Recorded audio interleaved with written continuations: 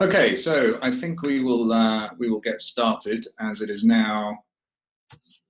I make it 9 o'clock CET. Oh, we've got another 30 seconds or so, so we'll just leave it open in case anybody's dialing in late. Don't want anyone to miss out. We have 100 of you on the call so far, which is good.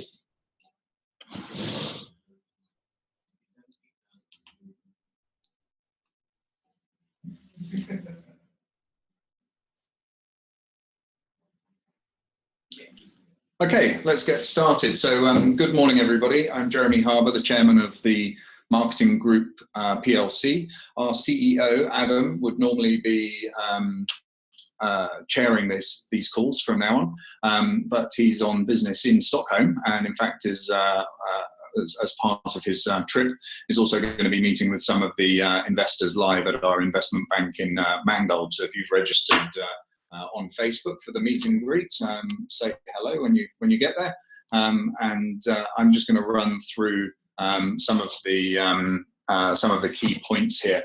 We've got a few things to run through. The first thing we'll be going through our Q3 numbers, which were published yesterday, but then this morning, just before the market opened, we also announced an acquisition, which is the largest deal that the Marketing Group has done to date, and we also have a lot of questions from social media that we will try and get through. The call is only an hour long, but I'll answer as many questions as I can, and as I'm sure participants who've been on these calls before know, we don't try and dodge any questions. We do ask every single question that we're asked. So I will go through them in as much detail as I can, obviously within the legal framework of what we're allowed to discuss. So first of all, I want to dive straight into Q3. Obviously, we've continued to grow the group. I think everybody understands the agglomeration model, that we look to attract best-in-class companies to create subsidiaries. This creates a diversification across customers, across countries, and across currencies. We aim to add innovative and cutting-edge businesses, particularly in the digital space. We defy the normal industry growth model because we grow through acquisition, and we've been able to scale our business very quickly. In fact, we believe we're the fastest growing marketing services agency in history. And because of the way that we do our acquisitions, we're always building on the shareholder value. So although we're creating new shares, we are increasing the profit as we go, and particularly the kind of profit per share. And there's been quite a few questions around that, so I will explain that in a bit more detail. The other thing that we really focus on is the talent. So the leaders of these companies that join us are leaders in their field. These are typically people who've won awards, they're keynote speakers on their particular niche, or a market leader in that particular space. So we are the biggest agglomeration in the marketing services space globally. Our expansion has continued. We provide this platform that entrepreneurs can come and join. We have lots of blue chip clients. Every subsidiary that joins us benefits from having the scale of being part of the group, the international coverage. It enables them to attract better talent, pitch for bigger clients, and also benefit from operational synergies that they might get from working with their other co-founders. We listed in June, so always bear in mind we're just 5 months into our history, and we're now, as of this Q3 report, 18 agencies with 31 offices in 8 countries. The market cap as of the 10th of the 11th 16 was 107 million euros, 18 subsidiaries, 250 employees, 34,185,911 shares in issue, with a pro forma EBITDA of 8,484,000, which is around 32.69 cents per share. And I'll come on to explain the EBITDA per share calculation when we come into some of the Q&A. So we've increased during Q3 another 14 companies and reaching into the US market. The turnover was 17.8 million with an EBITDA of 3.1. It's important. Other important things was that Nice and Polite, one of our subsidiaries, made some tactical acquisitions, which is an interesting trend I think you'll see more of going forwards, which is the ability of the companies that join the group to be able to acquire further companies beneath them. And we're very proud to appoint Adam Graham as our CEO as well, with his 15 plus years experience working for some of the biggest agencies in the world, but also working as a growth consultant, helping agencies grow and develop their businesses, which we think will be enormously valuable to us as we go forwards. So just to run through the financial headlines, comparing Q2 to Q3, obviously we saw significant growth in revenue between the two quarters, so from 1.3 million in Q2 to 6.1 million in Q3. In terms of EBITDA growth, we saw Q2 going from 447,000 up to 614,000 in EBITDA growth. Total EBITDA for the 9-month period from 695 to 1.3 million. So again, significant year-on-year growth. By the way, if I'm going through these slides quite quickly, we have pasted them up on SlideShare. If you want to look at the TMG Twitter account, you can look at these slides at your leisure. Also, if you look at Q2, Q3 comparison of how many countries we're operating in and how many companies, we've gone from 13 to 18 and from 6 countries to 8 countries during that same period, and a big growth in employee numbers. Employees isn't always the best metric to use for a business, but I think it gives you some indication of the sort of scale the business is achieving. I won't go into detail on all the individual numbers here, but we do share the 3-month period, the 9-month period, but we also show a pro forma. Now, the pro forma is basically as if every single company contributed for the entire period.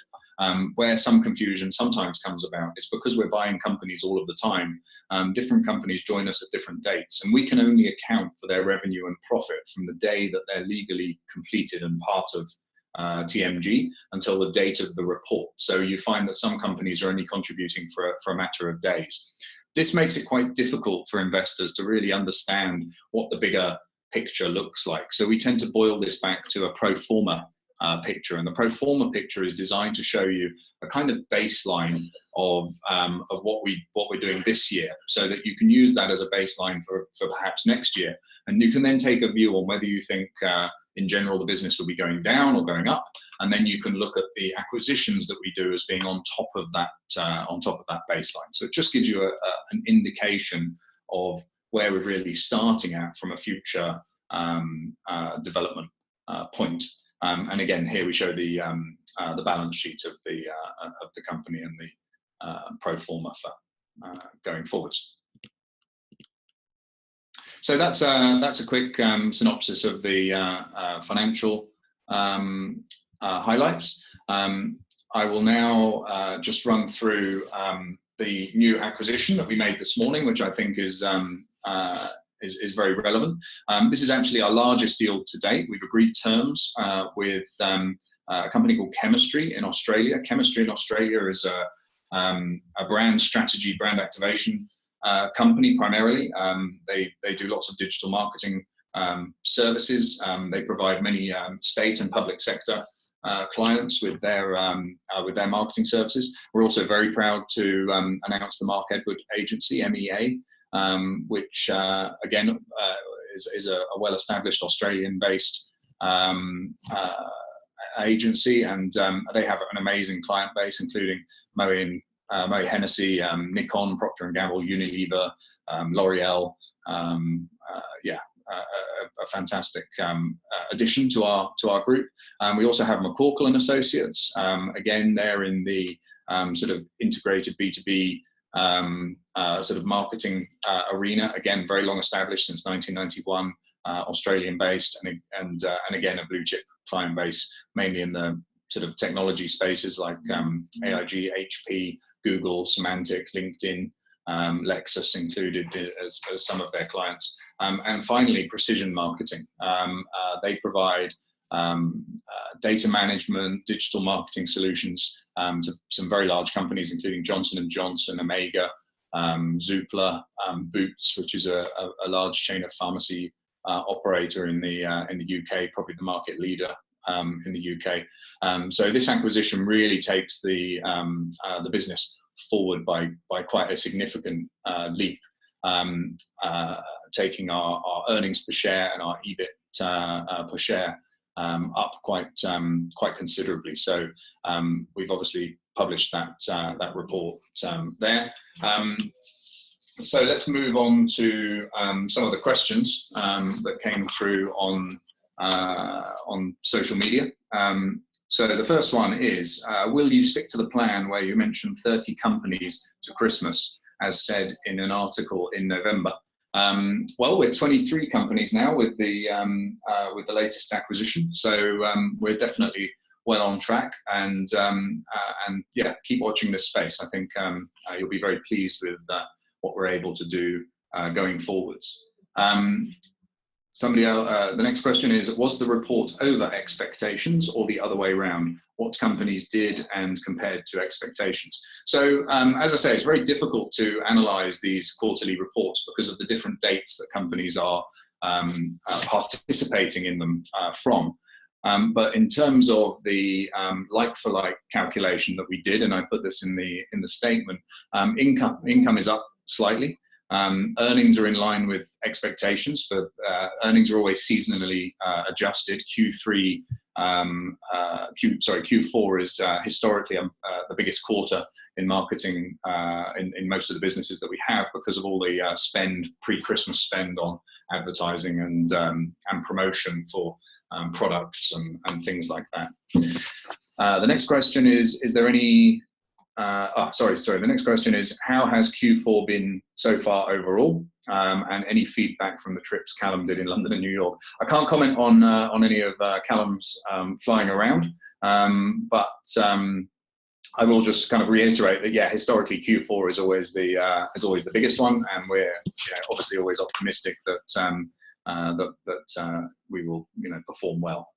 The next question is, any progress in getting institutions in, and what is Comia's plan for marketing in Sweden, and any news on a dividend? There's 3 questions in one. Yeah, we've been presenting a lot to institutions. Obviously, if any of them join us, then we would announce their involvement, particularly if it transpires it's significant involvement. Obviously, Callum's trips have been a mixture of meeting with institutional investors and the normal day job, which is dealing with the acquisition pipeline. So I can't really comment on that, other than to say that our pipeline is always full of marketing businesses, and I think you can see from today's announcement we're able to continue to do deals fairly consistently and of a decent scale. Dividend, yeah, obviously, again, we need an end of period, so an end of year before we can look at that, but it's always been our intention to be a dividend paying stock, so we will obviously review that in light of the end of year results. The next question: in September you announced launching of a fast growth incubator. Have you started to see the effects of it? Yeah, we obviously launched the fast growth incubator as the idea. We now have a pipeline of companies that would be suitable to join it, and it's really just down to now the standard processes of onboarding potential companies. So there's obviously a lot of due diligence and things like that have to happen before we can announce any acquisitions. But now that we have the fast incubator, the pipeline there is also starting to build. Next question: what's your thoughts about list change to FNP? That means First North Premier. Yeah, it's a stated ambition for the group to go on a pathway toward main market listing, and obviously the First North Premier is a logical step on the way to a main market listing, and it's something that management will continue to keep under review, and certainly something that we would explore as soon as we think it would be opportunistic to do so. The next question, what could motivate subsidiaries to share their profits as dividends? It's actually written into their agreements. We are a dividend paying business, so 80% of the profits are issued as dividends. They come up to TMG, the parent company, and then obviously it can then choose to vote a dividend as it sees fit. So the very much the ethos of the business is that it's run in the interests of its shareholders. And that's also translated into dividends. Next question. You said that you have other ways than VWAP, which is volume weighted average price, to make acquisitions. How come you haven't used those now? Now that the VWAP has been so low? Well, I think we probably just answered that question with our largest acquisition to date. And I'm sure many of you guys out there have run your calculator over the deal and can make a judgment as to whether or not it's a good one. We're very proud of it, and we think it shows that we can keep doing these kind of deals that really add value to the overall group and take us forward. The next question, any sectors within marketing that are not covered by TMG today? And if so, is extra focus directed on filling the gaps? Yeah, there's a lot of different areas of marketing that aren't represented as yet in the marketing group. And yes, of course, we do like to fill in some of those gaps, but there are also huge gaps in geography. There's huge gaps in many different areas. So we will continue to manage the pipeline and continue to choose the best businesses that we can to come and join our group that will provide us with that sustained growth and a great bunch of people who can work together and help grow and develop the business together. The next one, is the plan still 80% of earnings as dividend, and is there a time frame? Yeah, so I've kind of covered that question. Yes, the subsidiaries pay 80% of their profits as dividends. And the time frame, really, as soon as as soon as humanly possible. I think I've explained before that very much in the same way as I think people find the earnings per share confusing because of the small amounts of time that companies are contributing to the group. The same thing will be true of dividends, in that you can only issue a dividend against profit that's been contributed to the group. So if we only buy a company in, say, December, it will only contribute a matter of weeks to the 2016 overall numbers, and it's that figure that we would have to use for a dividend. So obviously there's always going to be a jagged edge of the timing of which companies are joining when the group is as acquisitive as we are. We're always buying businesses, so we're always going to have this jagged edge of dates that are there. The next question is, how come TMG are still struggling with the provision of accurate, quality assured information to shareholders? I thought this was solved. Yeah, so there was quite a bit of confusion around Q3, and we did have to post an update. I think the presentation that I just ran through with you now is probably a much clearer representation of the Q3 numbers, and I've actually suggested to our IR team that we use this presentation as a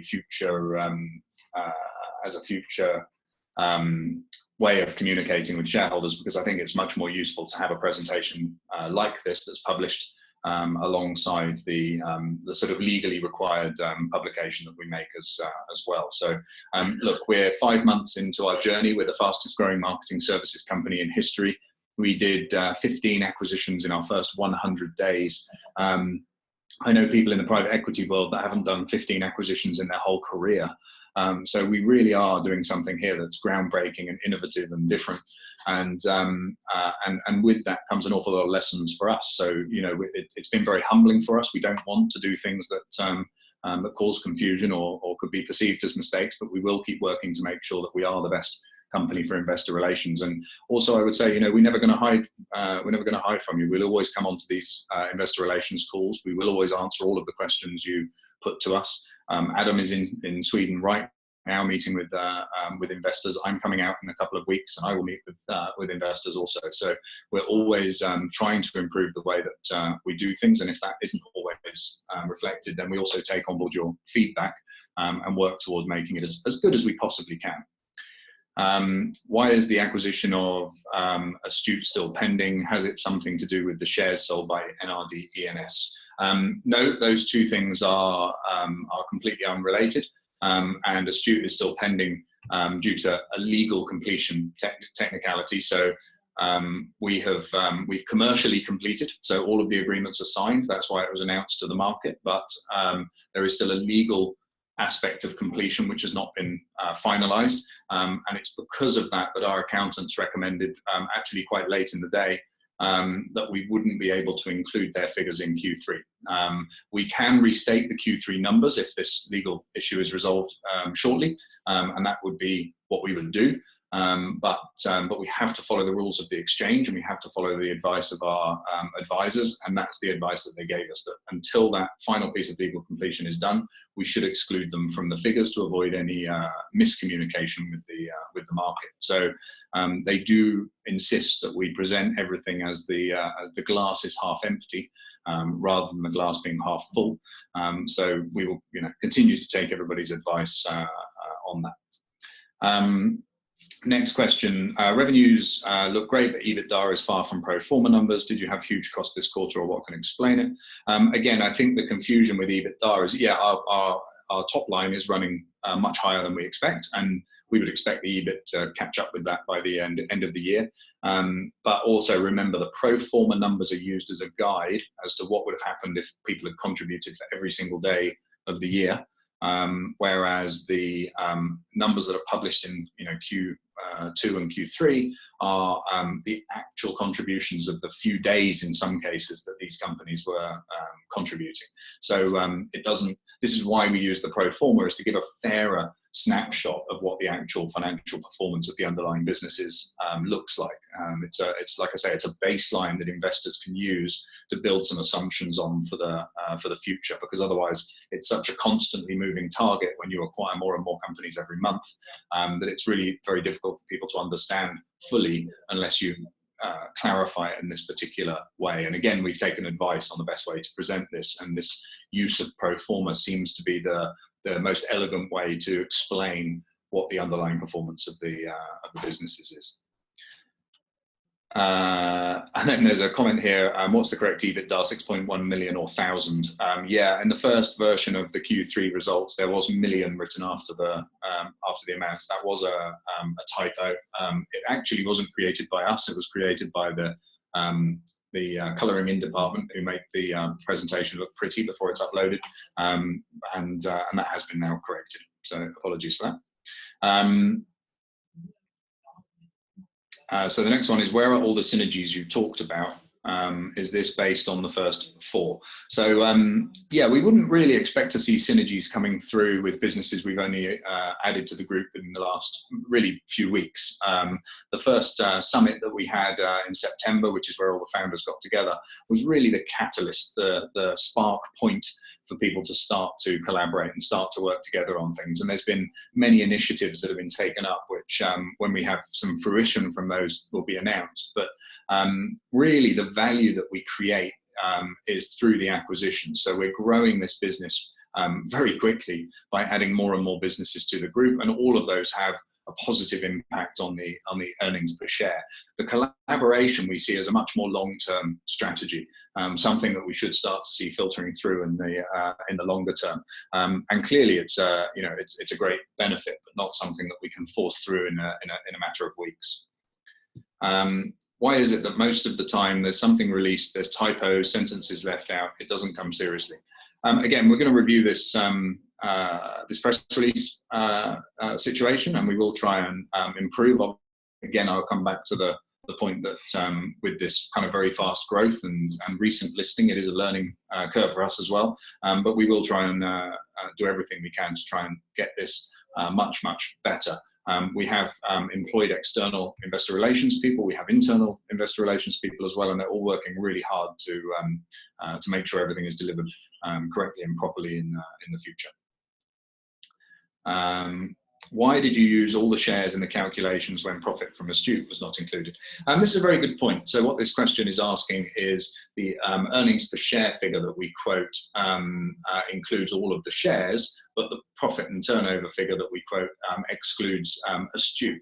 I actually agree with the person that's asking this question that we should probably have removed the shares to give a more accurate picture, but again, our advisors kind of insist on presenting a worst case scenario, and I guess a worst case scenario is that the shares wouldn't be cancelled for some reason.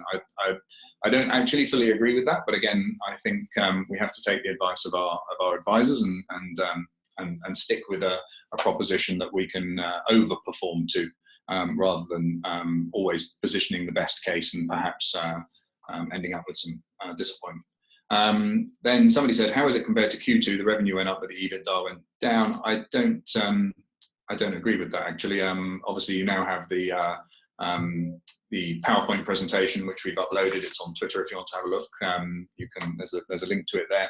I think we do show that indeed the EBITDA and the top line have improved, quarter on quarter. Somebody else has asked, why have you not engaged an accounting firm from the Big Four? So the Big Four normally refers to Ernst & Young, KPMG, PricewaterhouseCoopers, etc. If we intend to become the largest in the market. So we have a great relationship with the auditor who helped take us through our IPO. As a company, we like to show our loyalty to the people that have worked hard to support us. And so at the moment, we don't see a need to change auditors. However, in the future, if we were to look at a main market listing, then it is a possibility that we would have to look at a larger audit firm. And in fact, internally here, we have had conversations with the larger audit firms about potentially looking at this in the future. So the next one, are there more companies in TMG in a similar position to Astute? No. If there were, then we would have declared those also at the same time as this report. Lessons learned from last quarter's report. Lots of confusion ongoing with Q3 report, millions for instance. Yes, we're learning lessons every time we do a report. I think the big lesson from this one would probably be to have the report ready and verifiable, a good 2 or 3 days before the announcement. We did have this slight surprise change, so the exclusion of the Astute numbers was really all just materialized in the 2 or 3 days immediately before. So this did lead us running right up to the line, and in fact the team here in Singapore published the Q3 report at 3 a.m. here. So I have to say thank you to them for working so hard and staying up all night basically to get the numbers out. But yes, there's always lessons to learn on how we can better improve things going forwards. Next person asks, what part or aspect of the business is giving you the most trouble right now? That's a good question. So I would say actually the thing that seems to be consuming quite a bit of time at the moment is the tactical acquisitions. So these are the companies that the subsidiaries want to go and buy.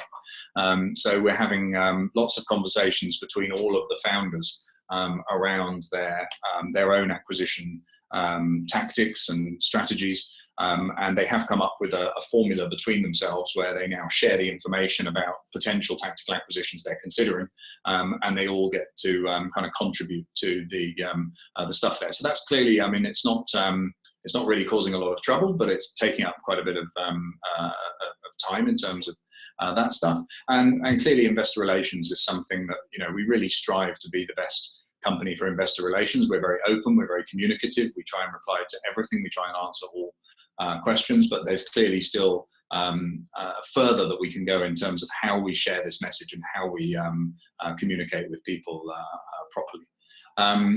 The next question, if Astute were to leave, how will the shares be removed from the market? There's a process for cancellation. So we issue a notice of forfeiture, and then those shares are cancelled.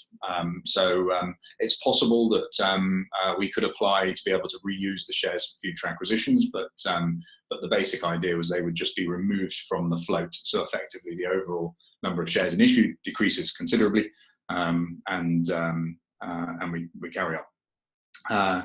Next person asked, what mistakes have been made so far, and how do you plan to avoid these in the future?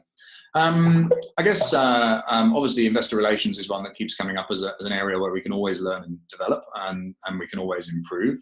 I would probably say not getting institutions into the stock at an earlier stage is probably a mistake. It would have been good to have had some institutions in the IPO, for example, or in the pre-IPO phase, because I think that would have created a little bit more stability. But then also, I think one of the mistakes was probably trusting institutions and people that external parties that were working alongside us and not always on our side. So yeah, there's always small mistakes and lessons that you can learn, but experience is something you only get when it's just too late. So I think the most important thing is how you learn from your experience, and that you can move on and build and become stronger from it.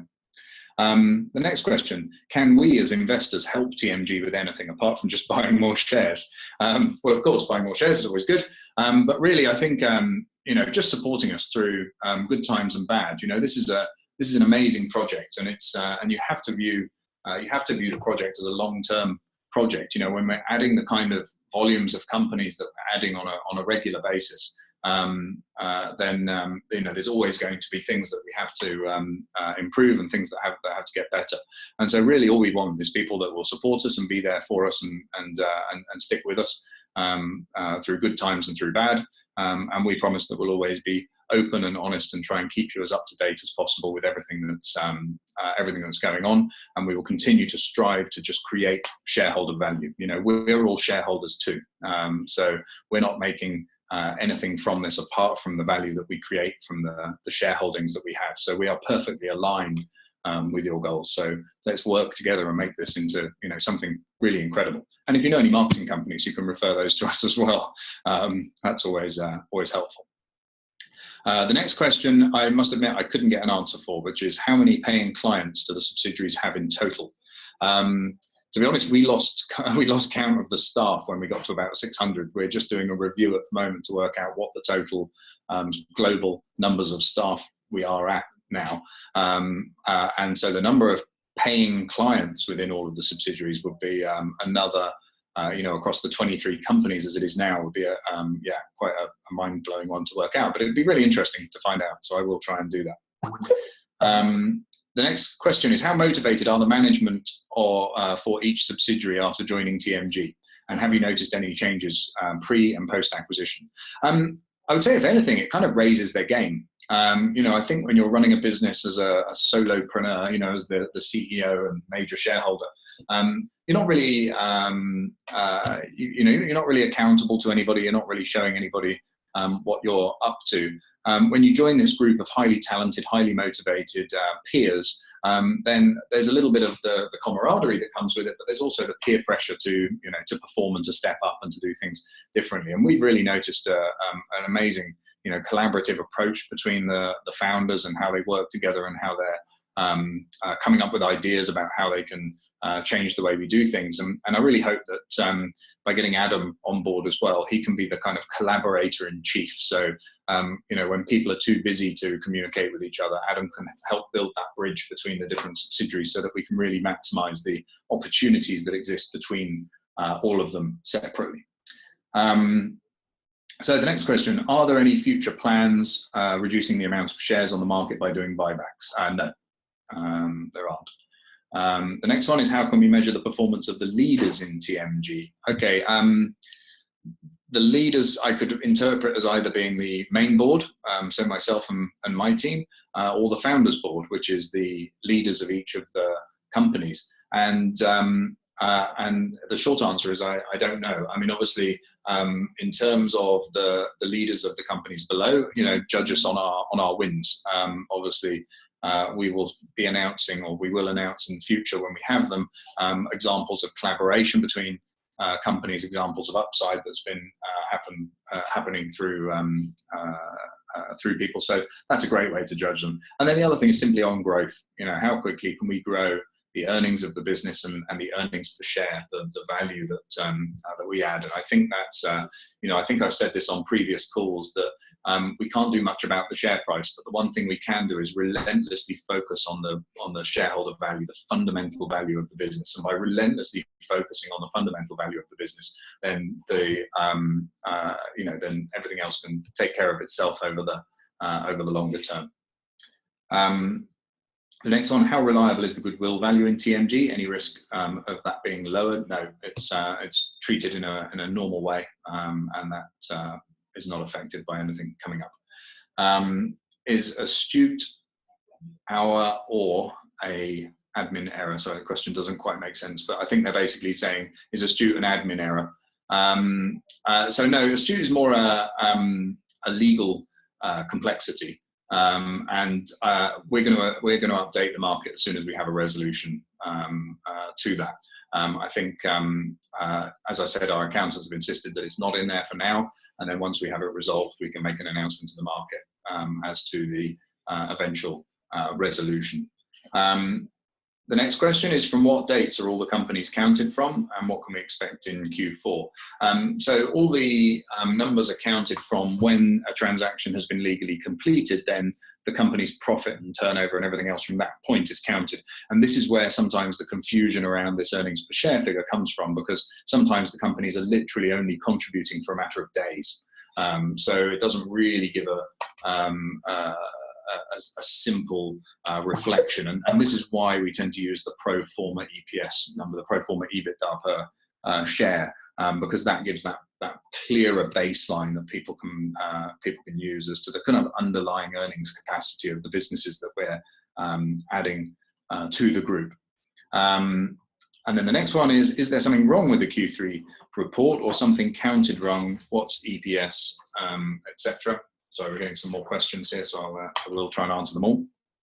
So the as I think I've just explained, really, the EPS is this these little short periods of time since the company's joined us, whereas the one that we publish in whenever we do an acquisition is taking a 12-month snapshot of all of the companies as if they contributed for all 365 days of that 12-month snapshot.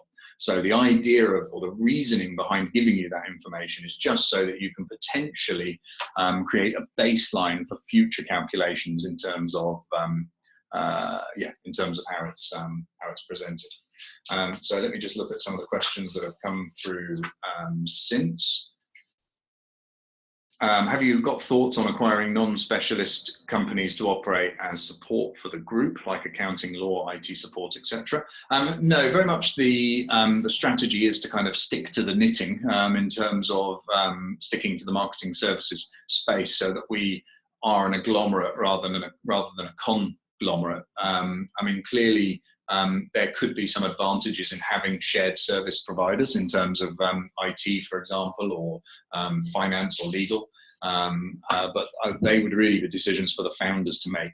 So I think I've described before that we connect all of the different management areas of the founding companies. So, for example, the finance directors are all talking to each other. Maybe they could suggest a joined up shared services type solution between them, and the people that want to participate can then choose to participate in that or choose not to participate in that, whichever they prefer. The next question is, are there any particular type of agencies or support functions you're looking for in terms of finding strong synergies? No, we will look at anyone in the marketing services space. We obviously do commercial due diligence on what we think the value that they could add to the group would be, but yeah, we will do that on a case-by-case basis. But no, we will look at all sorts of different kinds of businesses.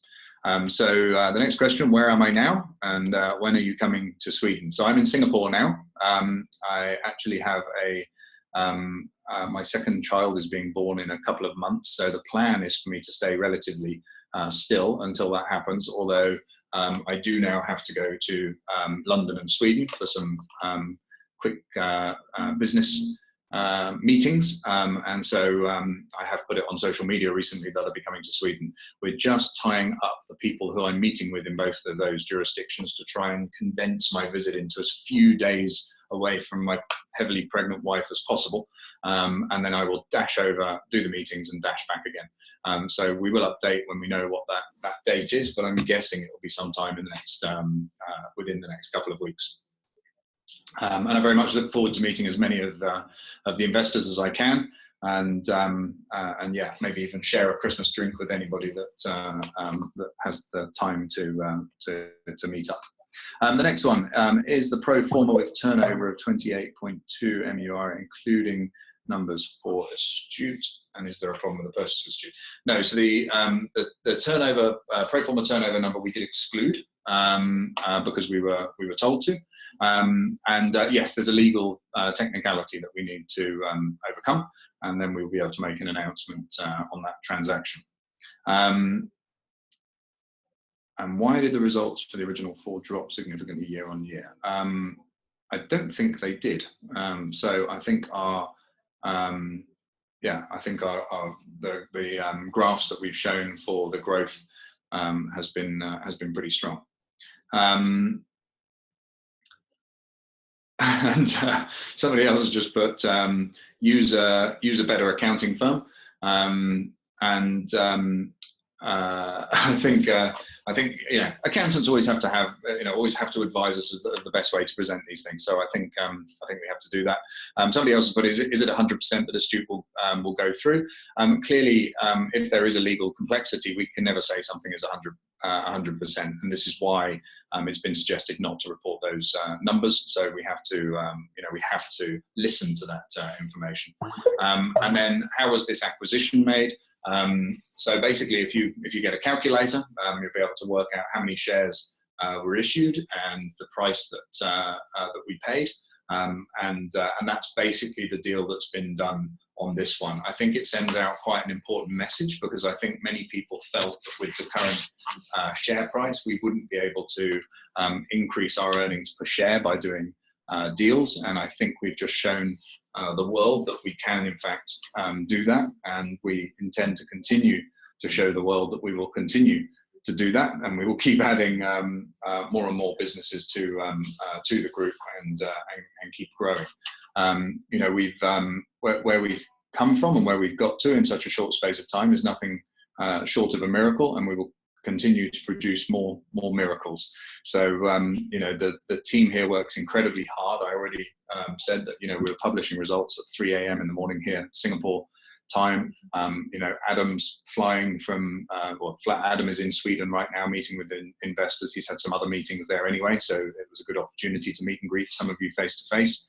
Callum is on his way back from New York now. He sent me a message this morning saying he was just leaving and that he'd see me on Saturday. So that gives you an idea of how long that flight is to get from New York to Singapore. So everybody really is working extremely hard to take this vision forwards and to deliver all of the things that we've promised and that we expect of ourselves. And we really look forward to to continuing the success of this great business that we're building. So I'm going to leave it there for now. I'm sure there'll be lots more messages on social media and things later, and we'll try and reply to whichever ones we can. But I only have a few minutes now before I'm on a call with all of the founders of the Marketing Group for their weekly update call. So I will leave this one for now. I thank everybody for participating. We had nearly 200 participants on the call, which is about 8% of our total shareholders. So yeah, that's very, very much appreciated. And I look forward to seeing you perhaps in person in a couple of weeks. Take care. Thank you very much.